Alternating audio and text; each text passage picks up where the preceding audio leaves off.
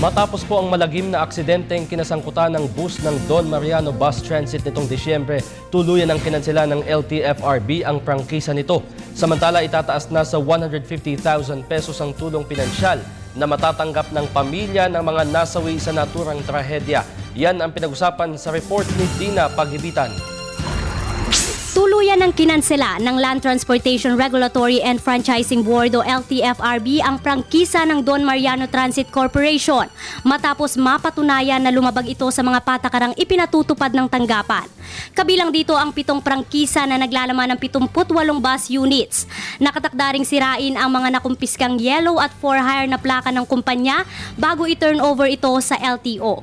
Ito ay matapos ang masusing investigasyon sa mga insidenteng kinasangkutan ng kumpanya, kabilang na ang pagkakadawit nito sa transport strike noong 2010, 3 mga aksidente noong 2012 na nagresulta sa pagkakasuspinde ng kanilang operasyon, at ang malagim na aksidente sa Bicutan Skyway noong nakaraang Disyembre, kung saan hindi bababa sa 18 tao ang namatay.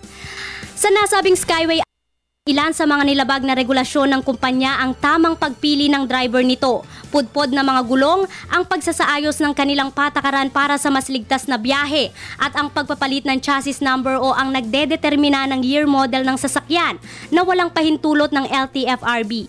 Sa 42 bus na iniharap ng kumpanya sa tanggapan para sa roadworthiness inspection, 36 dito ang bumagsak. Ito nga ay isang hudyat na ang LTFRB ay talagang seryoso at strikto sa pag-implement namin ng aming mga rules and regulations, no. Sa loob ng ilang taon na mula nung itinayo ang LTFRB noong 1987, ay ngayon lamang nagkaroon ng isang desisyon na pagkansela ng isang fleet ng mga buses. Samantala, itataas naman sa 150,000 mula sa 75,000 ang matatanggap ng bawat pamilya ng nasawi sa aksidente mula sa insurance company na sumasakop sa Don Mariano Bus Transit. Orderan na din namin yung insurance company na may sakop dito sa kanila na bayaran ng buo ang mga nabiktima dito, both yung mga namatay, no, yung mga naiwan ng mga namatay, at yung mga masugat sa ospital pa ngayon o nakalabas na, ay ibigay din kung ano nararapat sa kanila. Ano.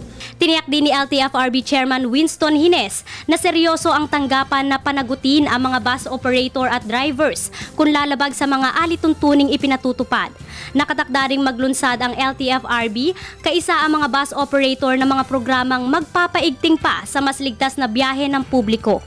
Well, ito ay isang panawagan sa lahat ng mga bus companies na pag-iba yung pag-iingat, dahil kung hindi po at kayo ay mahaharap sa isang ganitong aksidente, ay hindi mag-aatubili ang inyong pamunuan na talagang ipataw ang dapat na parusa ayon sa ating batas.